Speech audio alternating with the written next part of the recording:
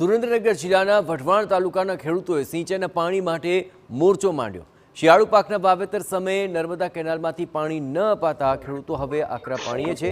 સિંચાઈ માટેનું પાણી ન મળતા ઘઉં, જીરું, વરિયાળી, ચણા સહિતના પાકોને વાવેતર માટે અત્યારે પાણી નથી મળી રહેતા તે અટક્યા છે। ખેડૂતોએ તંત્રને પાણી શરૂ કરવા માટે 24 કલાકનું અલ્ટિમેટમ આપી દીધું છે। જો પાણી નહીં છોડવામાં આવે તો કેનાલના પાટિયા બંધ કરીને અન્ય જિલ્લામાં જતા પાણીને અટકાવવા ખેડૂતોએ ચીમકી ઉચ્ચારી।